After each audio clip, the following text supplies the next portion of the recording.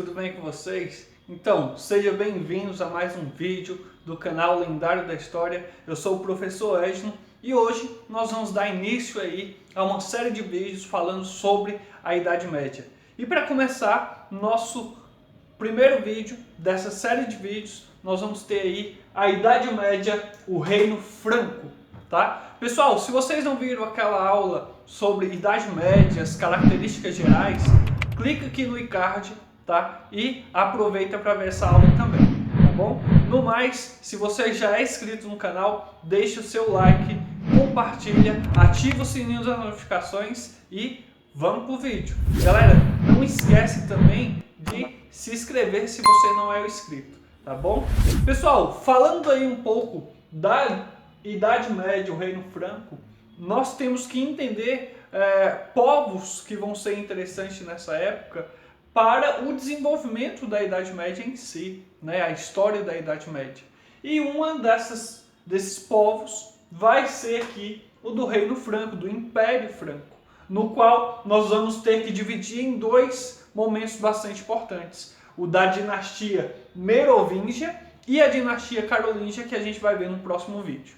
Pessoal, dinastia Merovingia, nós vamos ter aí Clovis como sendo o herdeiro legítimo de Meroveu, por isso dinastia Merovingia, tá? E Clovis, ele vai ser importante por quê? Porque ele vai trazer uma certa conversão ao cristianismo, né? Lembrando que os bárbaros, eles adoravam outros deuses, eles não tinham essa característica de adorar o Deus cristão.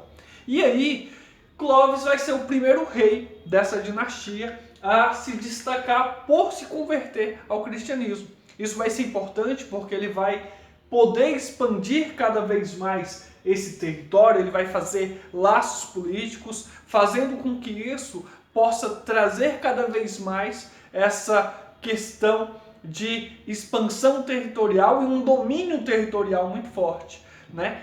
Haja visto que outros povos bárbaros, né, eles não vão conseguir expandir seu território, eles vão definhar muito cedo, né? Diferente aqui de Clovis, que vai ser um cara bastante perspicaz, né, e vai trazer essa característica bastante importante. Pessoal, com esse território crescendo, nós vamos ter aí uma série de funcionários reais que vai surgir durante esse período, né? E aí nós temos o major-domus, né, sendo o primeiro funcionário Carlos Martel, o cara que se destaca aí por lutar na Batalha de Poitiers, né, trazendo aí uma vitória para o então reino de Clovis, né? Ele se destaca porque ele é um cara que vai saber administrar as questões do palácio e vai ter aí uma característica maior por conta da Batalha de Poitiers, que ele ajuda a vencer. Outra coisa, nós vamos ter aí, pessoal, dentro dessa dinastia, que identificar o seguinte: essa dinastia ela já coloca pra gente meio que o rei, o clero e a nobreza já trabalhando para um bem público. Então a característica da dinastia Merovingia já é trazer essas principais figuras, né, o rei, o clero e a nobreza, trabalhando para um bem comum, um bem público aí. E aí isso vai ficar mais claro na dinastia Carolíngia, que nós vamos ver.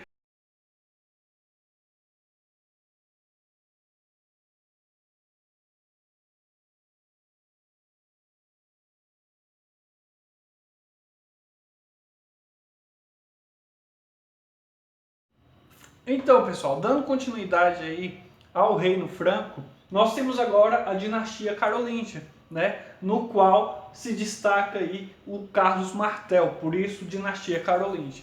E aí, pessoal, quem mais vai se destacar durante essa dinastia vai ser Pipino Breve, o herdeiro legítimo de Carlos Martel. Ele vai ser responsável por vencer os lombardos, né, que são outros bárbaros aí que estão ali tentando ocupar território, mas porém ele traz essa perspectiva de vencer esses bárbaros. E aí nós temos o patrimônio de São Pedro sendo instituído. O que é o patrimônio de São Pedro? Ele vai ser uma espécie de embrião que vai dar origem futuramente aí ao Vaticano. É aqui que nós vamos criar os estados papais, né? É por isso que a Igreja Católica ela vai se fortalecer bastante, tá? Lembrando que Pepino, ele também vai ser um adepto ao cristianismo, ele vai se converter para essa nova religiosidade aí, tá bom? Com isso, pessoal, quando Pepino ele vem a falecer,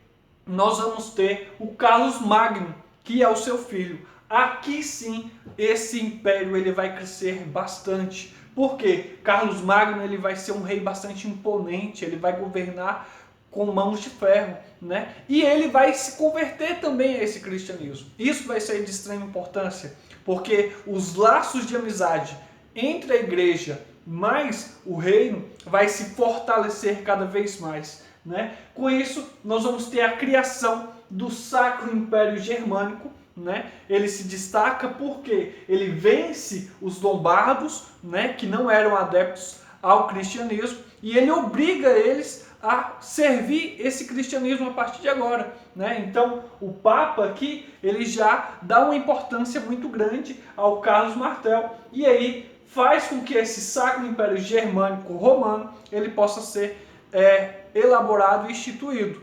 Com isso, nós vamos ter aí dentro do governo de Carlos Martel, né, de Carlos Magno, perdão, uma expansão territorial muito grande. E aí que vai surgir a questão dos condes, dos marqueses e dos duques, né? Ou seja, os condados, as marcas e também os ducados, que são territórios de terra doada a uma certa pessoa, né? E aí vai ser administrada por Carlos Magno e também pelos seus condes, marqueses e duques aí, tá bom? E aí, pessoal, nós vamos ter, já no finalzinho aí da morte, já na morte de Carlos Magno, nós vamos ter Luís o Piedoso, né?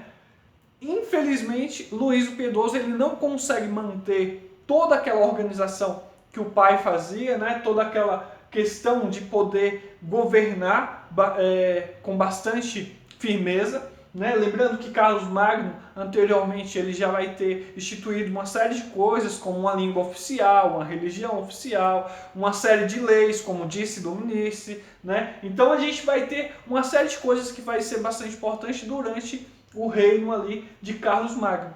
Luís o Piedoso, ele vai ser meio que o responsável pelo enfraquecimento real, né? Ou seja, essa dinastia ela vai enfraquecer durante o governo de Luís o Piedoso. E aí, pessoal, nós percebemos que vai ser assinado um tratado chamado Tratado de Verdun em 843, mais ou menos ali, né, depois de Cristo, que vai redistribuir essas terras, no qual essas terras vai ser doadas para os seus filhos legítimos, né, Carlos, Lotário e Luís, dando uma certa importância aonde hoje aqui é a Alemanha, né, no qual o próprio Hitler vai considerar como se fosse aí o primeiro Reich. Olha só a importância desse período.